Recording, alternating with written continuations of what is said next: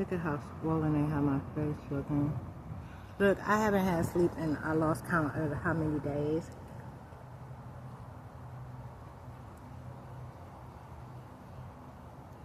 So I left the hotel just now the same way that I went, the same way I arrived, which is exhausted.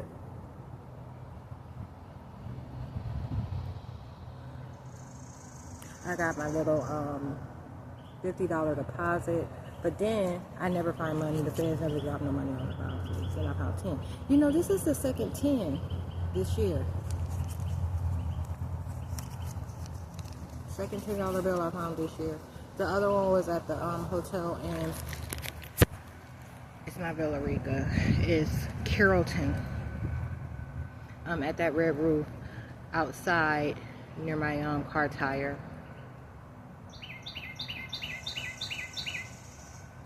So that's January time frame. Anyways, we just checked out the hotel. And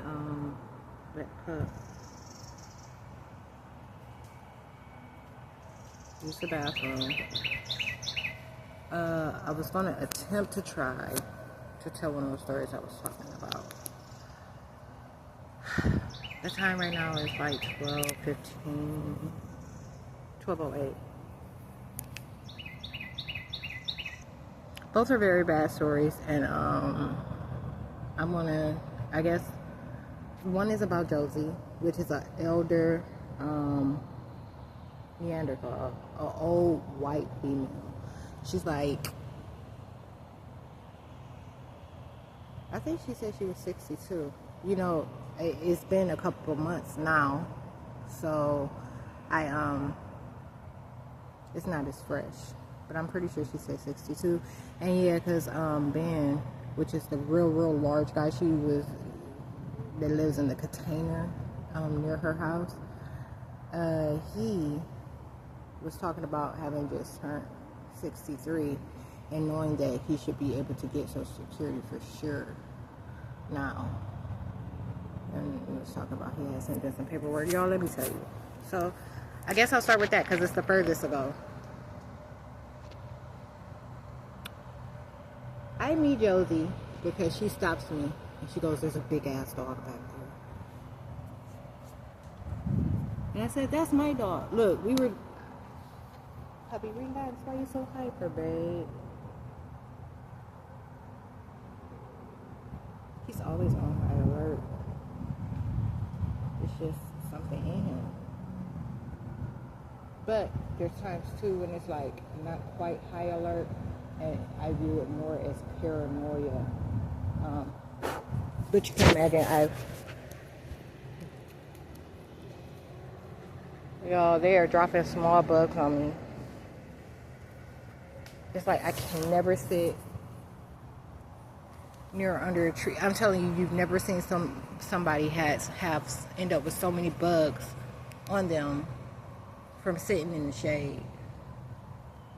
They've been complaining about my complexion. Sit down, pup. Look at you, whites and browns, all white and brown. What a good bath you got.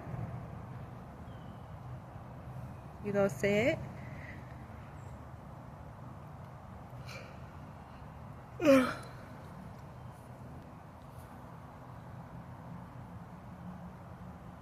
Sit, puppy. Be a good guy. Be a good boy. 18 months, a year and a half old my puppy is now, and he's still a puppy. He's still just a puppy. Hey, you, have a seat. Sit. And relax. Stop with all the panicking. So, we're talking about how they're trying to draw his attention and he can tell it. And then what ends up happening is he ends up drawing my attention to someone that should be paid no mind.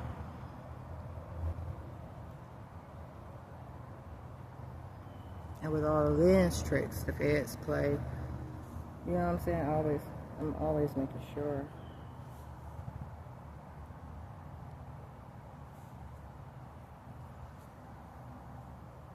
Anyways, Josie. I go one night to do laundry, right? On Moreland Avenue. At the laundromat that stays open 24/7. I go there and I notice, first of all, that there's like not the normal people working that time of night that I'm used to seeing, but there's a black guy and he's he for the smoke, like an elder black guy. I think he told me he was 73.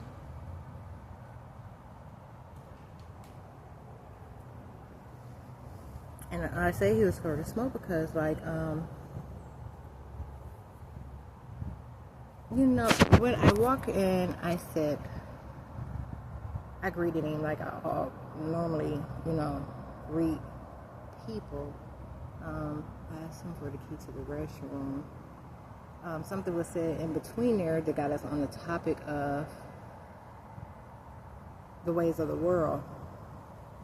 And we literally spent like an hour and a half, 2 hours that day, that night, talking about the ways of the world. I'm talking about, I like couldn't even,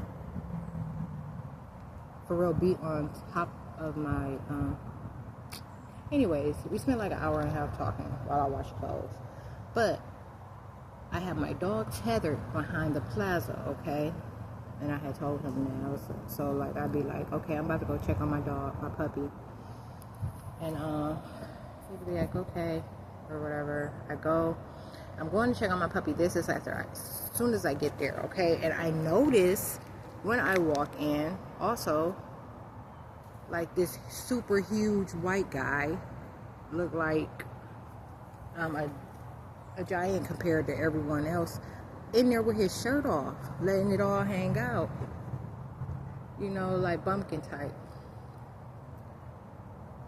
And I took a picture, and it says along the line of "ooh wee," you know. And I noticed that, right? And so I had seen her. I don't know when she passed by. I need to go check on my dog. They were the first thing. He was the first thing I noticed when I walked in before even speaking to the black guy. And you know what? I think he commented, not about him, but about something else, commented about, yeah, because someone came, approached the counter while I was there, asked for something, and that's kind of what got it started. You know, we were talking about the ways of the world. And that conversation leads to a bunch of different topics. So we talked about some of the things that I talk about. We talked about witches and warlock. Actually, he's where I picked up the term warlock, because I was calling male witches wizards. And we talked about travel. Lots and lots of travel. We talked about travel. We talked about retirement. And like I said, lots of topics we discussed. But he just wasn't having it allowed with it, saying, like, you know, some of those key words to let you know he's very Afrocentric. And I'm not. You know, I don't like nobody, but when I run into one of those black folks that know, like, about who white people are and stuff like that, and not even know about who they are, but know some of the history, okay, of their makings, and but they won't really admit that, you know, the same applied to them. Okay, black people won't admit that the same applied to them, but they were made also, created, and not as my equal, and not as better than white, you know, but that's how some real Afrocentric people see it. They say that they're better than white people, like they're better than what they made. So anyways, I leave out. I'm on my way to check on the dog. You better not. Don't chase it. Okay, I'm gonna relocate from here. Just because the more I think about how many bugs they might drop into this wig and me needing to take it off and shake it out, no. So we're gonna go sit on the stairs at the next property over. The hotel is right across the street, so it's parallel from this one. They wouldn't let me sleep there, obviously, because they were watching themselves fuck and calling it me. Pinning it on me.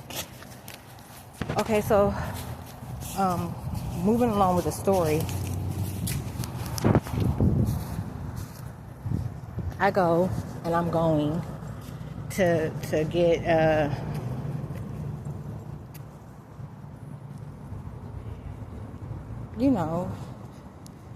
check on him, and she stops me in a old blue pickup with skull and bones and metal, like chrome metal skull and bone thing, like tapered across the front of it, and a huge nail sticking out the top of the hood.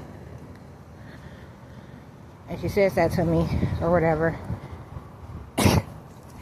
And they always give me the Steve look. They always have that. Those demons always have it, because it's crackhead mostly.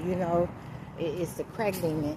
But they always give me the Steve look, that they're so amazed to see me and just like so overly excited about who they're talking to. So I can't believe they're getting the opportunity to fuck me over, right? So I tell her, I said, "Oh, that's my dog," like that. And she said, "Yeah, he's beautiful. He's just beautiful." She goes in and telling me she's another one of them nasty bitches, okay?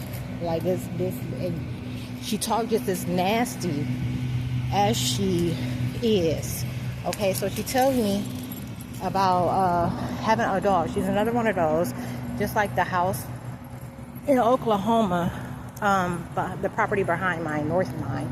She tells me, she said she had got some kind of dog. It was injured when she got it, and had an organ hanging out, and she thought the thing would die. She said she took it home with her, just like that. It didn't die, but later on it died. So that's that type of nasty, okay?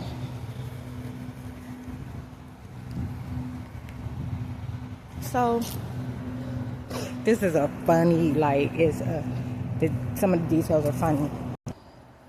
So anyhow, she goes right into this bill, and she's saying all these like little, catchy, quick, old white jokes in between or whatever, like in between her dialogue about nothing.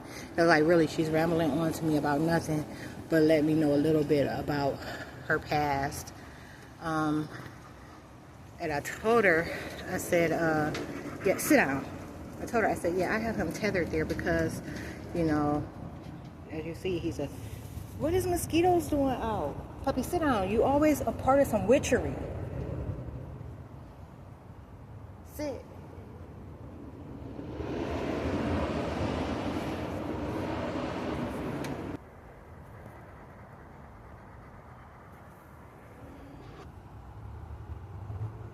It's a Saturday. So, anyway, she said, hell, you could have came and put them in my yard. She said, I got a big old property over there. And turned out it ain't her yard. Like, it's weird. So, she told me how long she had been there. She'd been there a real long time, like 40, 50 something years. She went through 4 husbands there. I believe she said all of 4 at that house. And she gets a little survivor's check once a month from one of them.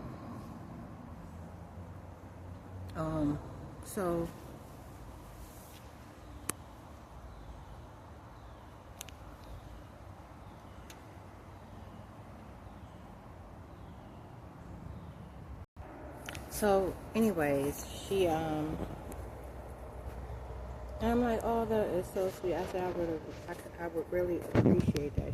She left the invite open. It was from like, oh, you could have to, you still can. You come by there anytime and just put him way back there in the back.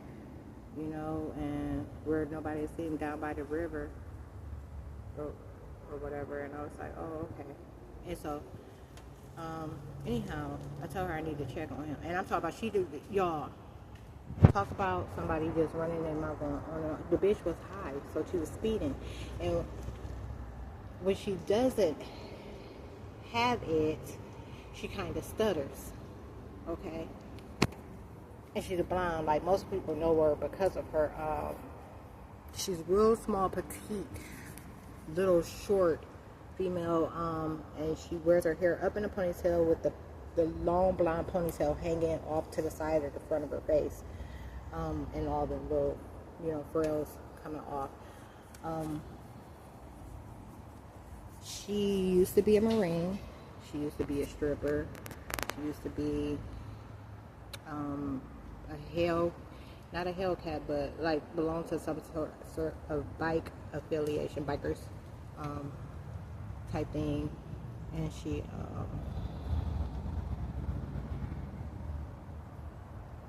like, just for highlights, like, you know, I think she told me she had like 1 or 2 jobs in between there, like, cause she was doing something where she trained people.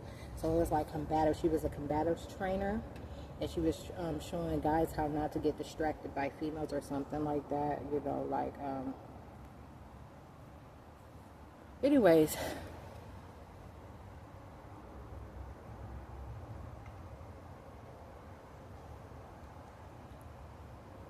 And she claims she still like to fuck for hours.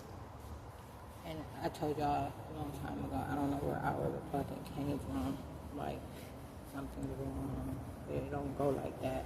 But when science is controlling it, you know, anything is possible, I suppose.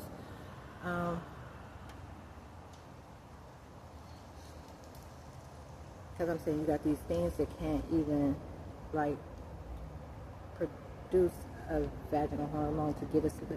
Anyways, I talked about that a long time ago.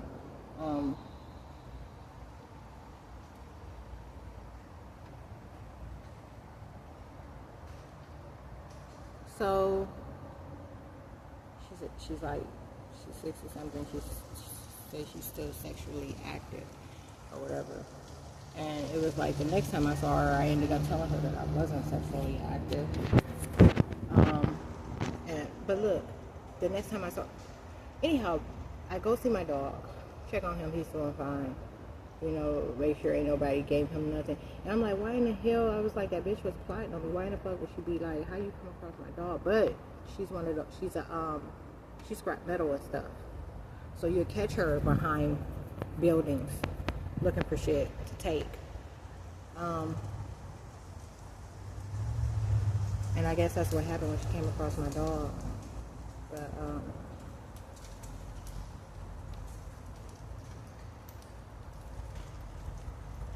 I want to say something about that, but not that, like, about my dog being tired, but I did mention this. I go back to the laundromat, and, you know, I start back the conversation with him after I check on my clothes and stuff. And, you know, manage that, you know, like, because we'll talk for a good moment. I was telling him, like, let me go check him and put them in the dryer, that kind of thing. And here she comes, you know, like, she had returned. She had got back before me, obviously. But I ended up finding out that her and him are together, because here they are toting clothes out. And she said something to me when she passes by, that she got a bone she want to give me before she go. And I was like, oh, okay, you know. And so the other black guy is still talking to me and stuff like that. Sit down, puppy. Sit. Puppy, sit down. Relax. Sit. I need some bobby pins for this wig.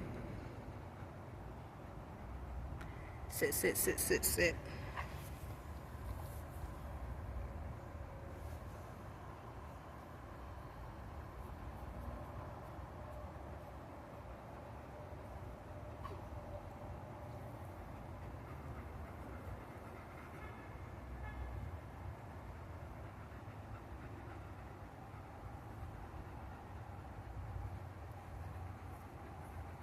Puppy, sit, man. So anyhow, she's passing out and she's leaving, and she passes me a piece of paper with her name, her address, and her number on it. And I say, oh, okay, or whatever. And like I said, we're in the middle of some Afrocentric shit, and he talking loud. He don't give no fucks who hear it, you know. And but during that moment, he was back behind the counter, so the plastic shield, not out. Over with me when she came and she did that or whatever. And then I told myself, oh wait, let me go grab this phone she has for him. And I go out there, she searches around in the back of her pickup, and don't she find a old ass T-bone. She said, don't ask me why I got it or whatever. Just give it to the dog. I was like, okay. And they take off. Her and Ben. And Ben ended up being a fucking character. Like, I was sitting and talking to Ben when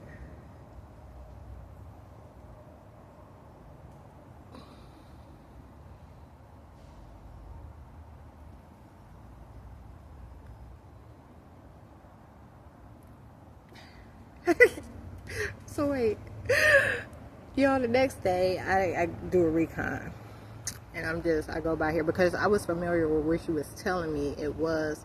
I just didn't know that there was a road and properties back there. I thought everything that fell behind that church was on the church's property, but it's only one church on the church's property.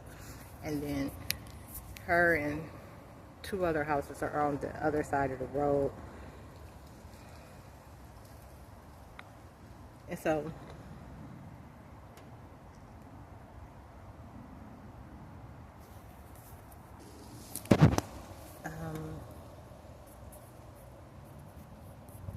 wait, I do a recon, and I not, but the AC is running, so I know she can't hear me, and I go on my way.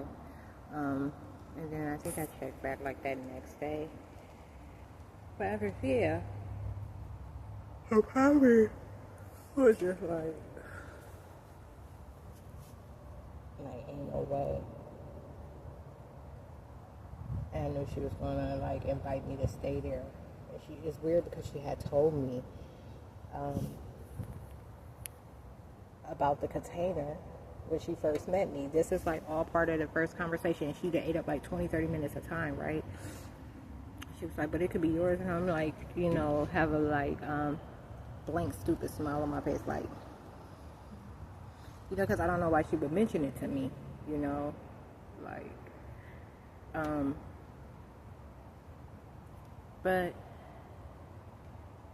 when I finally catch her, like that next morning or something, I think I caught her, and she was talking about how to get down there and where it was, and one of the first things she asked me when she came up to me, we stood side by side as we was looking down at the grass, and her talking about how to go about getting down there. She asked me, she said, you do drugs? I said, no. She said, okay. And then she told me to follow her inside or whatever. I had my dog tethered at the light pole right there, which is closer to the container, which was scaring Ben. And I don't know if it was his fear or just the agent fucking with him, but like it was messing with the dog. And it seemed like only and it was the agent because like there were so many times where like my dog could be out of sight, but as soon as I came in contact with Ben, like he freaked in such a way that like the dog started barking from like wherever I had him. Okay. And I have to run off to check for the dog. So he was doing things. The agent was fucking with the dog to make me disappear, but he was also doing it to try to claim that I was him and he was me. Because they were doing some real extreme witchcraft shit. Like, when I look at this video being 24 minutes already and me not even being nowhere like near done, I don't know if I should try again some other time, but I'm going to try to fast forward and leave out some of the parts. First thing she asked me was that, boom, and then we ended up going inside, and I'm looking at her place. First you think it's just like hoarding, right? Because like I didn't see her roaches until she moved my meat from the back of her truck, okay? And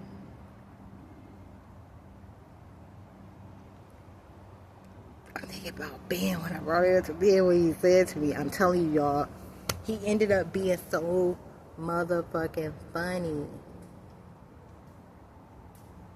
And the stories he would tell about it's like the, you know, the shit she don't